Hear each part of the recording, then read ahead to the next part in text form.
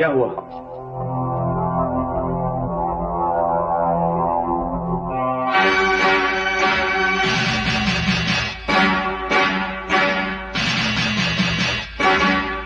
क्या बात है? हम तुम्हें गिरफ्तार करने आए हैं। और ये रहा तुम्हारी गिरफ्तारी का वारंट। लेकिन मेरा जुर्म क्या है? जुर्म क्या है? ये तुम्हें पुलिस स्टेशन में पता चलेगा। चलो। ठहरिए, ये हाथ दूर कीजिए और मुंह से बात कीजिए। तुम हमें धमकी दे रहे हो? धमकी नहीं, समझा रहा हूं। मेरा जुर्म बता दो, मैं आपके साथ चलने के लिए तैयार हूं। हमारे पास वारंट है और जुर्म का कारण पुलिस स्टेशन में है, इसलिए तुम्हें हर हालत में हमारे साथ चलना होगा। और अगर मैं ना चलूं तो फिर जबरदस्ती करनी पड़ेगी। और अगर हम जबरदस्ती पर उतर आए तो शायद गोलियां भी चल सकती हैं। गोलियों की आंखें नहीं होती है ना, अंधी होती हैं बेचारी। मुजरिम के साथ साथ बेगुनाहों का भी सीना चीर कर निकल जाती है। हो सकता है तुम्हारी इस हरकत से बस्ती के बेगुनाह लोगों की जानें चली जाए और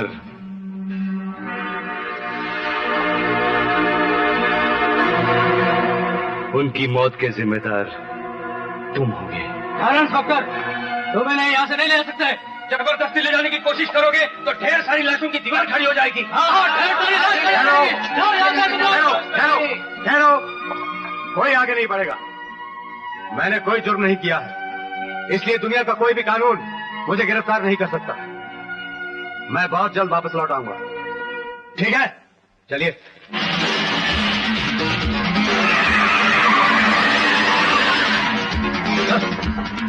अरे अर्जुन, बड़ी प्यास लगी है यार। हाँ यार, मुझे भी बहुत तलब लगी। कौन हो तुम लोग? ये है कमिश्नर हेमराज और ये है असिस्टेंट कमिश्नर यमदूत। तुमने हमारे डैडी यानी चंपकलाल का अपमान किया है। हमारे ब्रदर रॉबिन को तुमने बहुत मारा था ना, इसलिए डैडी तुमसे बदला लेना चाहता है। और रॉबिन हिसाब चुकाना चाहता है। और हम दोनों तुम्हें ऊपर पहुंचाना चाहते हैं।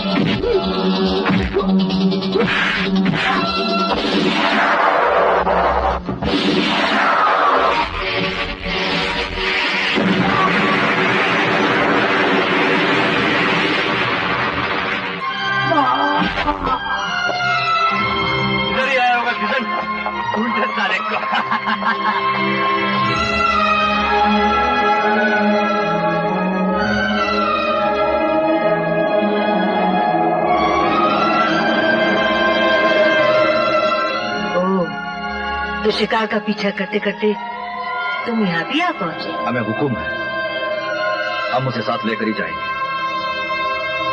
वो इस आश्रम में पना लेगा ये हमने कभी सोचा भी नहीं था माँ। मगर इस घर ने तुम्हें भी एक दिन पनाह दी थी, ये तुम कैसे भूल गए?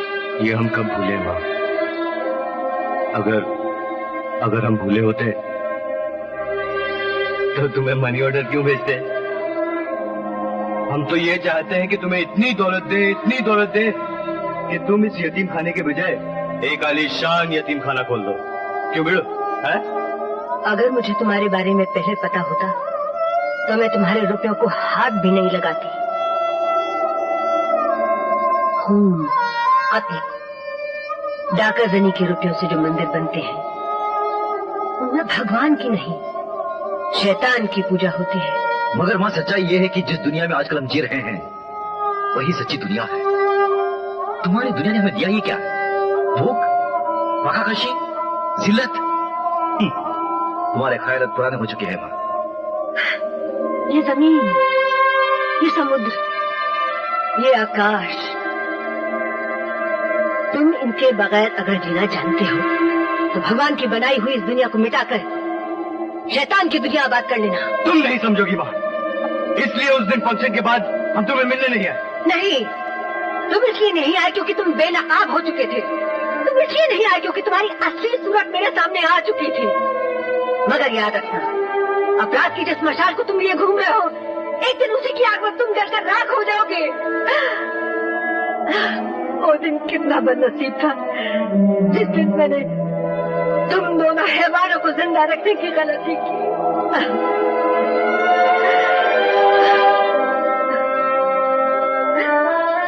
काश उस दिन मैंने तुम्हें भूख से पिलकने के लिए वही छोड़ दिया होता माँ, और तुम्हें वही कचरे के डिब्बे में सोने के लिए छोड़ दिया होता।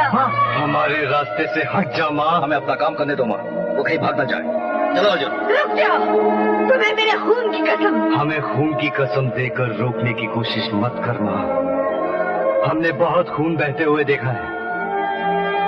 पेट के लिए बेटे को बाप का खून करते हुए देखा है, बाप के हाथों माँ का खून होते हुए देखा है, दौलत के हाथों गरीबों का खून होते हुए देखा है, और झूठ के हाथों सच का खून होते हुए देखा है। हमने इतना खून देखा है माँ, कि अब खून की कीमत पानी से भी सस्ती लगने लगी है। और फिर किस खून की कसम देकर तुम हमें रोक रही हो? आज के बाजार में खून की कोई कीमत नहीं रही माँ। जहाँ लोग खून बेचते हैं और रोटी खरीदते हैं, जो चीज बिक जाती है उसकी कसम नहीं दी जाती।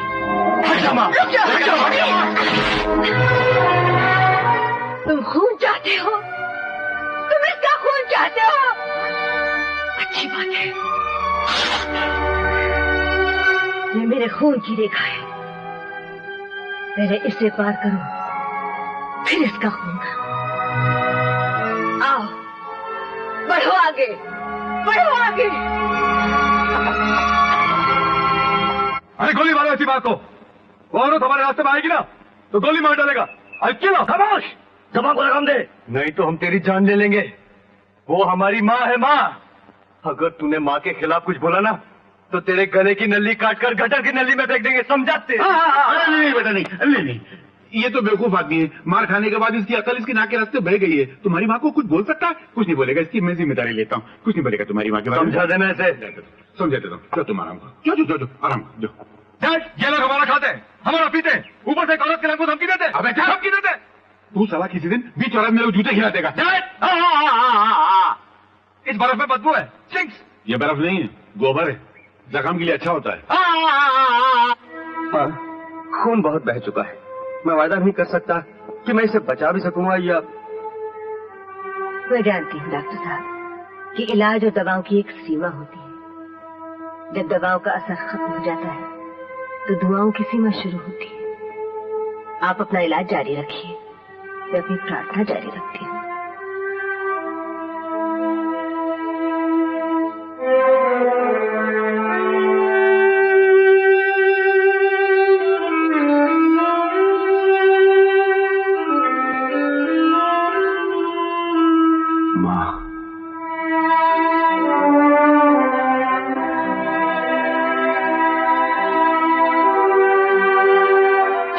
प्रभु। माँ जी, आपका एक एहसान तो था ही मुझ पर, अब मेरी जान बचाकर दूसरा एहसान किया है आपने। बताओ माँ, इन एहसानों के बदले मैं तुम्हें क्या दे सकता हूँ? एहसान? ममता की दुनिया में एहसान जैसा कोई लफ्ज नहीं है बेटा, ना ही एहसान का सौदा होता है। अगर मैं इन अनाथ बच्चों को अपने आश्रम में लाकर पालती हूँ, इन्हें प्यार देती हूँ, इन्हें सच्चाई पर चलने का रास्ता दिखाती हूँ, तो इनके नेक बन जाने पर मुझे अपनी कीमत मिल जाती है। जैसे आज तुमने जो ये रास्ता अपनाया है, अब बेटी तुम्हारा मेरा हिसाब बराबर है। मगर अपने उन दो बेटों को मैं नहीं सुधार पाई। उन्होंने मेरी ममता को गुमराही के कदमों तले कुचल डाला है। माँ जी, कौन है वो तो? वही दो जो तुझे जान से मार डालना चाहते हैं। क्या? वो? हाँ, वो जो उनकी उस दलदल में फंसे हैं, जहाँ से न जाने कितनी माओ के लाल मुजरिम बनकर निकलते हैं। उन्हें वापस ले आ बेटा, नहीं तो इस माँ की ममता बदनाम हो जाएगी। नहीं माँ जी, मेरे होते हुए ऐसा नहीं होगा, और मैं तुम्हें बदनाम नहीं होने दूंगा। जिनसे मुझे इंतकाम लेना था, अब मैं उन्हें सुधार कर सही इंसान बनाकर तुम्हारे चरणों में ले आऊंगा। ये मेरा वादा है, एक बेटे का माँ से वचन है। कहाँ जाना है? वहाँ जहाँ प्रेम करने वाले अपनी मंजिल पाते हैं। अरे नाम है कोई ऐसी जगह का? कोई भी मंजिल जहाँ कोई भी पंडित मंत्र पढ़कर 7 फेरे लगाते हैं। ये क्या, तुम फिर शराब पी रहे हो? या आज से हमारी नई जिंदगी शुरू हुई है और खुशी का मौका भी है। तो तुम ऐसे हर खुशी के मौके पर शराब पिया करोगे? एक मिनट। वो क्या है कि हम दोनों की खोपड़ी जरा पुराने ख्यालात की है, इसलिए नई जिंदगी शुरू करने का आइडिया हम दोनों को पसंद नहीं आया। क्योंकि शट अप। इसका मतलब तुम शराब नहीं छोड़ोगे? नहीं। जुर्म का रास्ता छोड़कर शरीफ इंसान भी नहीं बनना चाहते? नहीं। हमसे शादी भी नहीं करोगे? नहीं। अरे इन लड़कियों को पता है ना, तो ये टैक्सी भी उनके बाप का है क्या? उठाकर बाहर फेंक देगा, समझा? अरे तुम क्या फेंकोगे, हम दोनों खुद ही उतर जाते हैं। क्यों अर्जुन? चल।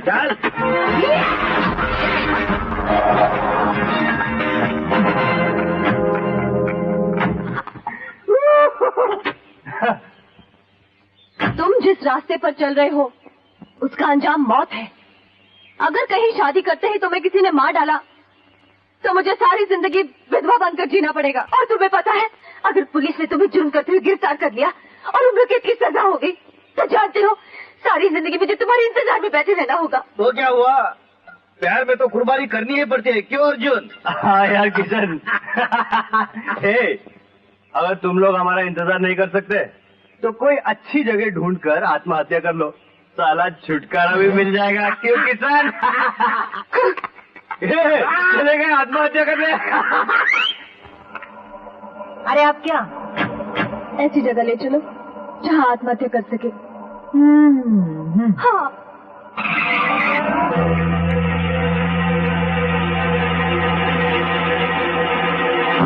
अरे कूद जाओ।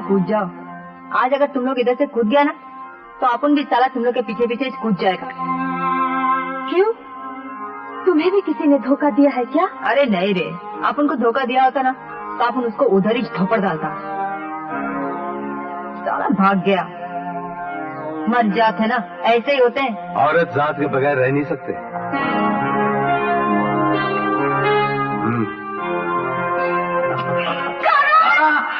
कहाँ मर गया था? नहीं, ये हमसे नहीं होगा। अरे इसमें सोचने की क्या बात है? आत्महत्या करने से तो अच्छा है कि उन दोनों को नरक से निकालो और करण की मदद करो। मगर हम उन्हें शराब पीने से रोकना चाहते हैं और तुम तो कह रही हो कि हम उन्हें शराब पिलाएं? अरे एक दिन और पी लेंगे तो क्या मर जाएंगे? तुम दोनों समझे नहीं। अगर तुम उन्हें होश में यहाँ लेकर आई तो यहाँ खून खराबा हो सकता है और शायद हम तीनों की लाशें तुम्हें यहाँ मिले। और अगर शराब पिला के लाई तो हो सकता मैं उन्हें सही रास्ता दिखा सकूं। अब फैसला तुम्हारे हाथ में है। ये मंदिर है क्या? और नहीं तो क्या नजर आता है? साले कितना बेड़ा पिकर आए। जा जा अंदर जा। अर्जुन, ये मंदिर है। ये मंदिर है? ये मंदिर है। चलो। जय हो, जय हो। ये मंदिर है। अगर ये मंदिर है, ये मंदिर है क्या? तो साला पुजारी किधर गया? पुजारी इधर है। दाने दाने पे लिखा है खाने वाले का नाम और गोली गोली पे लिखा है मरने वाले का नाम। हैरान हो ना कि ये गोलियां तुम्हारे सीने में उतरने से पहले पिघल क्यों गई? ये उन आंसुओं का असर है जो एक देवी ने बहाए तुम दो नालायक बेटों के लिए। देखो भगवान बंद करो। तुम हमें मारना चाहते हो ना? मार। हम मौत से नहीं डरते। तुम मौत से इसलिए नहीं डरते क्योंकि जो तुम्हारे अन्नदाता बने हैं उन्होंने कहा है कि मौत से तुम शहीद हो जाओगे। और शहीद तो तुम उस दिन हो गए थे जिस दिन तुम्हारे बाप के प्यादे ने तुम्हारी माँ को कोठे पे भिगवाया था और तुम्हें कचरे के डब्बे में। वो बाप उन अन्नदाताओं में से एक है। बकवास कर रहा है ये तुम्हें बहका रहा है। मैं बहका नहीं रहा हूँ, वो पुलिस कमिश्नर तुम्हें बहका रहा है जिसने शादी की बजाय तुम्हारी मौत का प्रोग्राम बनाया है। कोई सबूत है तुम्हारा? है। अगर मैं गलत साबित हुआ तो ये लो रिवॉल्वर और इसकी सारी गोलियां मेरे सीने में दाग देना। और अगर मैं सही साबित हुआ तो हम वही करेंगे जो तुम चाहते हो। ये ठीक कहते हैं बेटे, ये ठीक कहते हैं। वो प्यादा मैं हूं जिसने तुझे कचरे के डब्बे में फेंक दिया था, वो मैं हूं। मैं जानता हूं तू नाजायज नहीं बेटा। मैं जानता हूं तेरा बाप कौन है, तेरी माँ कौन है, वो कहाँ रहती है, मैं जानता हूं बेटे।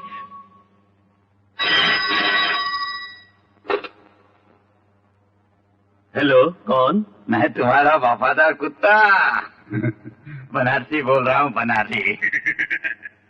सुनो, देवकी जिंदा है और वो बच्चा जिसे तुमने कचरे के डब्बे में भिगवा दिया था वो भी जिंदा है। आज मैं माँ से बेटे को मिलवाने जा रहा हूँ और तुम्हारे बेटे का नाम है किशन।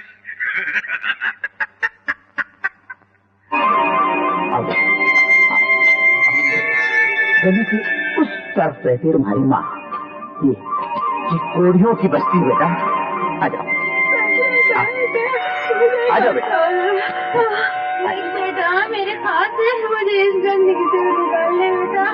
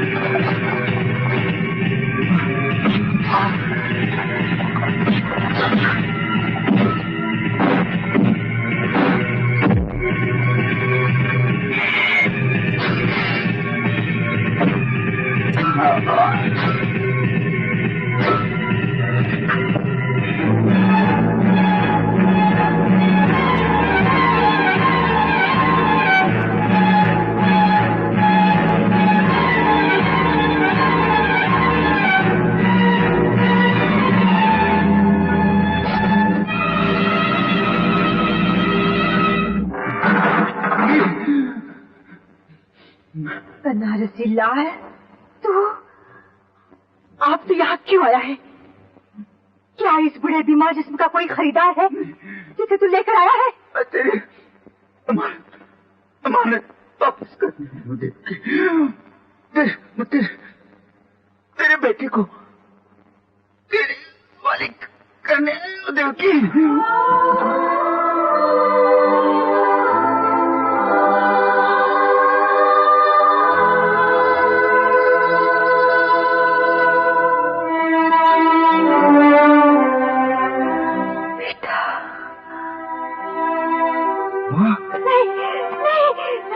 पास मत आ, मेरे पास मत आ। इस भागिन की तकदीर ने मुझसे ये हक भी छीन लिया कि मैं अपने औलाद पर सीने से लगा सकूं। मैं इस लायक नहीं। मैं छू मत मुझे कौन है? माँ, रोग जिस्मों का होता है माँ, आत्माओं का नहीं। और फिर एक माँ का दूध अगर बच्चे के 1000 बीमारियों को ठीक कर सकता है, तो फिर बेटे की मोहब्बत माँ की बीमारियों का मरहम क्यों नहीं बन सकती? माँ, माँ, चल मेरे साथ। तेरे कदमों से मेरा घर मंदिर बन जाएगा माँ, मंदिर बन जाएगा। चल मेरे साथ। नहीं बेटे, नहीं। मुझे पाप का भागी मत बना। मैं तो गुनाह के दलदल में गिरी हुई नहीं माँ, भगवान की मूर्ति अगर गलती से किचन में गिर जाए तो वो नापाक नहीं हो जाती है माँ। बिन देखे जैसे लोग ईश्वर की पूजा करते हैं, वैसे मैंने तेरी पूजा की है माँ। मत कर बेटे। माँ, बचपन से आज तक मुझे अपनी माँ से जिद करने का मौका ही नहीं मिला। जिंदगी में एक बार, सिर्फ एक बार अपने बेटे को जिद पूरी कर लेने दे माँ। माँ, मैं तेरे पांव पड़ता हूँ माँ। तेरी हर मजबूरी, हर बीमारी मैं अपने ऊपर ले लूंगा। तू इनकार मत कर। एक बार अपने बेटे को गले से लगा ले माँ, गले से लगा ले माँ।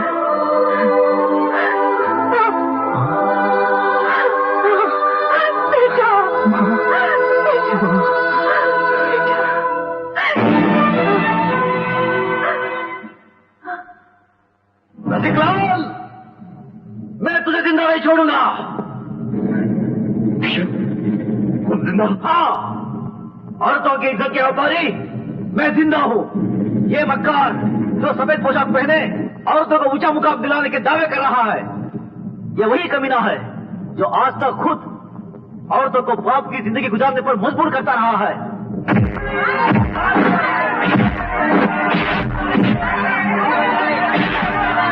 इस समाज में बहुत सारी औरतें इसके पाप की निशानियां, इसके हराम के औलादे लिए हुए दुनिया से मुंह छुपाती फिर रही है। और उन हराम के औलादों में उन पाप की निशानी में से जो एक निशान आपके सामने खड़ा है, वो मैं हूँ।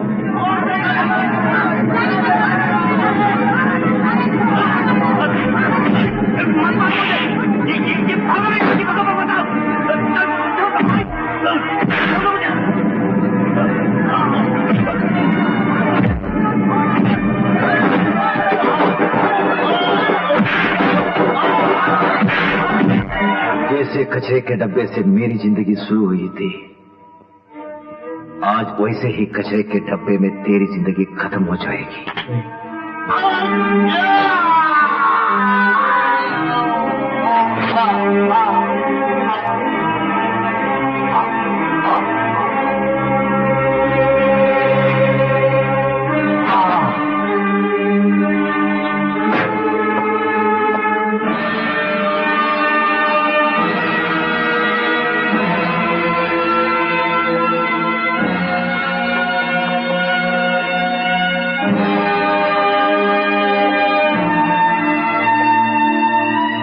गिरफ्तार कर लो मुझे इंस्पेक्टर, ताकि इस दुनिया को पता चल जाए कि एक हरामी बेटे ने अपने हरामी बाप का खून कर दिया।